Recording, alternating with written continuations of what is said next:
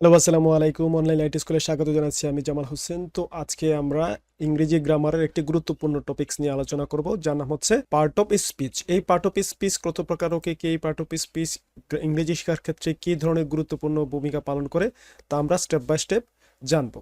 তো প্রথম অবস্থায় আমরা জানি পার্ট অফ স্পিচ বলতে বোঝায় একটি বাক্যের ভিন্ন ভিন্ন এবং ক্ষুদ্র ক্ষুদ্র অংশগুলোকে যদি আলাদা আলাদাভাবে আমরা আইডেন্টিফাই করি, এই ক্ষুদ্র ক্ষুদ্র অংশগুলোকেই এক একটি পার্ট অফ স্পিচ বলে। এখন এই পার্ট অফ স্পিচ কয় প্রকার ও কি কি আমরা জানি। পার্ট অফ স্পিচ হচ্ছে 8 প্রকার। কি কি?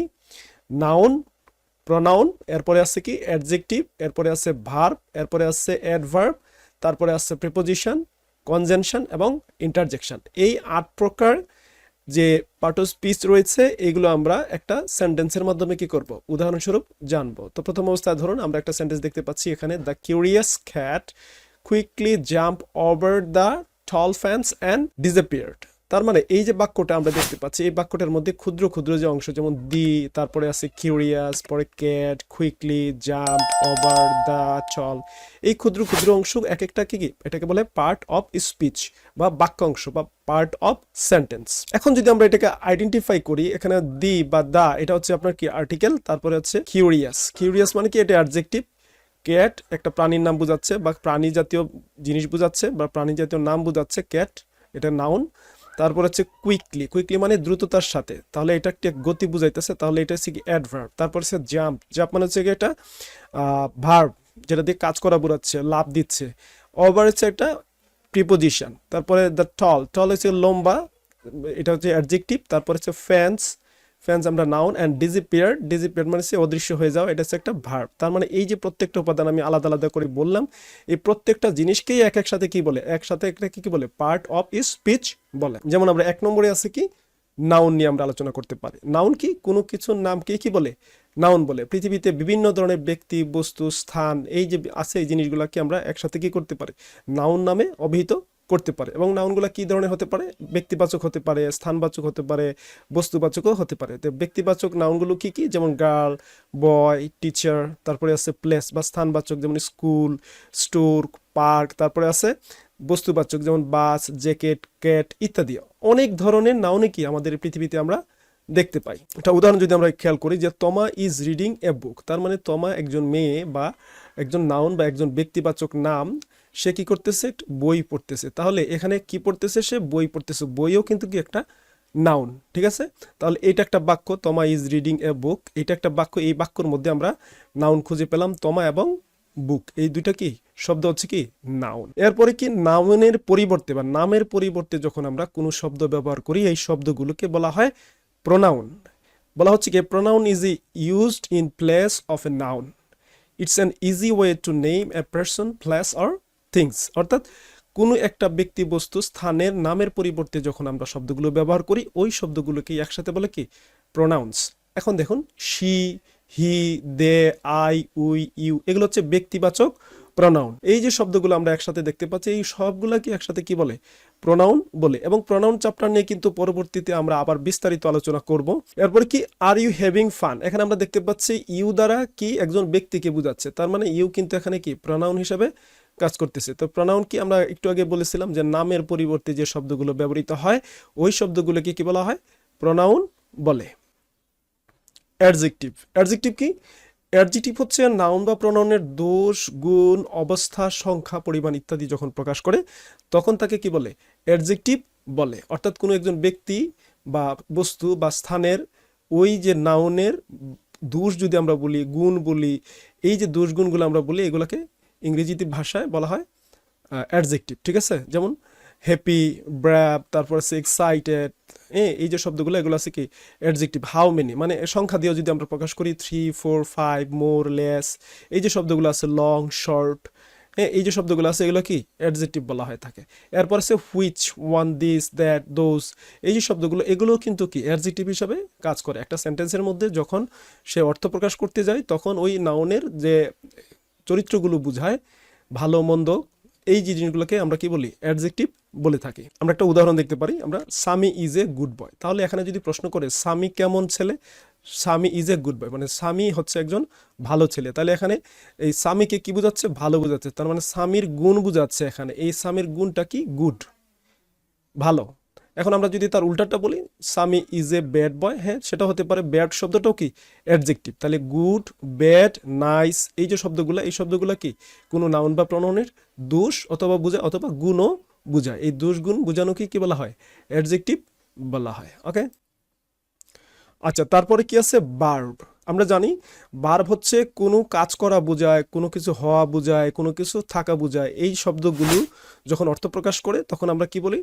ভার্ব বলে থাকি। এখানে দেখা যাচ্ছে যে ইংরেজিতে বলছে যে a verb tells what action someone is doing, অর্থাৎ কেউ যদি কোনো কাজ করে সেটাই কি ভার্ব বলা হয়ে থাকে। A verb is also can express a state of being, অর্থাৎ ভার্ব দ্বারা কোনো কিছু হওয়া বোঝাতে পারে। ঠিক আছে, এখানে বোঝাচ্ছে অ্যাকশন, রান, জাম্প, থিঙ্ক, এই যে শব্দগুলা, রান মানে দৌড়ানো, জাম্প মানে লাফানো, থিঙ্ক মানে চিন্তা করা, এই যে শব্দগুলো এগুলোদের কিন্তু কাজ করা বোঝায়, এই জন্য এটাকে বলা হয় অ্যাকশন ভার্ব।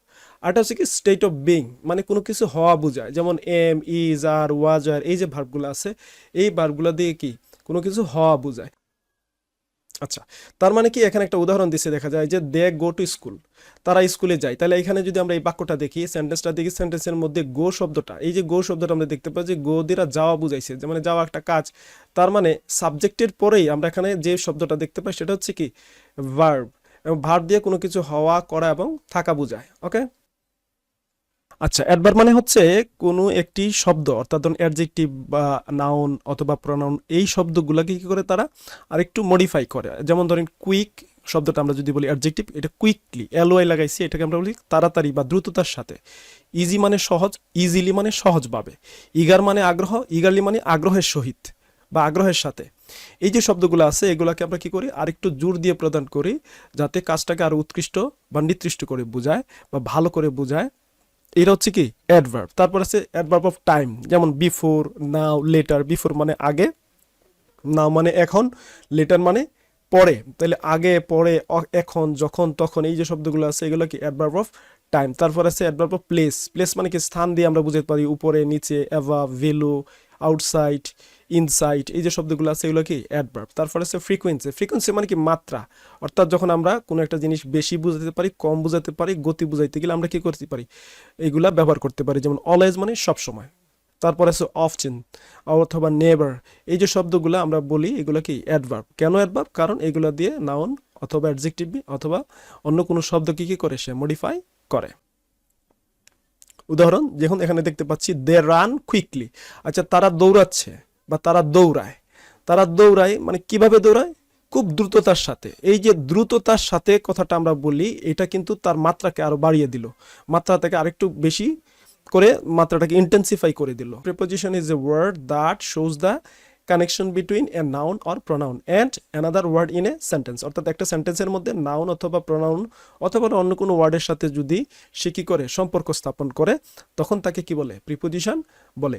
আবার যদি বলে they describe the relationship in terms of sequence of space and logic, অনেক সময় দেখা যায় কি বিভিন্ন স্পেস, বিভিন্ন স্থান, যুক্তি এবং বিভিন্ন ক্ষেত্রে কি এগুলা ব্যবহৃত হয়। The apple is on the table, তার মানে আমরা এখানে একটা উদাহরণ দেখছি, apple is on the table কোথায়? আগের উদাহরণ দেখলাম এই যে টেবিলের মধ্যে একটা আপেল আছে, তাহলে আপেলটা কোথায় আছে? টেবিলের উপরে আছে, তাহলে on the table, on the table, এই অন হচ্ছে কি প্রিপোজিশন। ঠিক আছে, আচ্ছা তারপরে আছে কি the she took notes during the meeting, অর্থাৎ সে মিটিংয়ের সময় কি করছিল? সে নোট লিখে রেখেছিল। দ্য প্রিপোজিশন ডিউরিং, ডিউরিং মানে কি ওই সময়ে, যখন মিটিংটা চলছিল ওই সময়টাকে সেখানে কি করতেছে? নির্দেশ করতেছে। তার মানে এখানে কি সময়বাচক প্রিপোজিশন ব্যবহৃত হচ্ছে। আমরা প্রিপোজিশনের কতগুলো উদাহরণ দেখি তাহলে আরেকটু ক্লিয়ার হবে। যেমন অ্যাসাইড, অ্যাসাইড মানে কি আমরা জানি এক পাশে রাখা।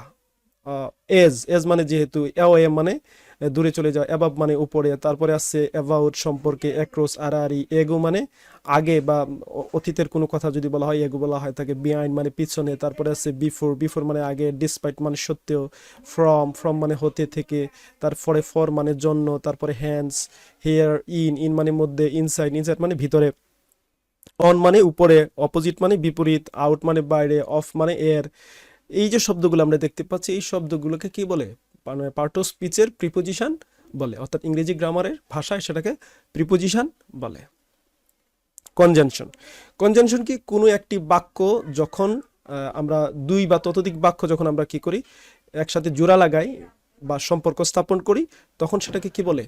কনজাংশন বলে। Tiny words that connect words phrase or even clauses in a sentence, অর্থাৎ একটা সেন্টেন্সের মধ্যে যখন কিছু শব্দ থাকে যেটা দুই বা ততোধিক শব্দ কি করে একত্রিত করতে বা জোড়া লাগাতে ব্যবহৃত হয়, ওই সকল শব্দকে আমরা কি করতে পারি, আমরা কনজাংশন বলতে পারি। অর্থাৎ দুটি স্বাধীন বাক্য যখন একটি বাক্যে রূপান্তরিত হয়, এই মাঝখানে এন্ড, বাট, অর, দো, অলদো এই শব্দগুলো আমরা যখন ব্যবহার করি, এই শব্দগুলোকে একসাথে তখন কি বলে, কনজাংশন বলে। যেমন উদাহরণ দিচ্ছে, I went to store and bought milk and eggs, তার মানে আমি দোকানে গেলাম এবং এখান থেকে গিয়ে কি দুধ এবং ডিম কিনলাম, তাহলে মিল্ক অ্যান্ড, তার মানে এখানে অ্যান্ড যে শব্দটা দেখতে পাচ্ছি, এই অ্যান্ড শব্দটা হচ্ছে কি, কনজাংশন। আরেকটা উদাহরণ আমরা দেখি, we can go to the park but it mite rain, কইছে আমরা পার্কে যেতে পারি বাট কিন্তু হয়তো বৃষ্টি হতে পারে বা বৃষ্টি হতে পারতো।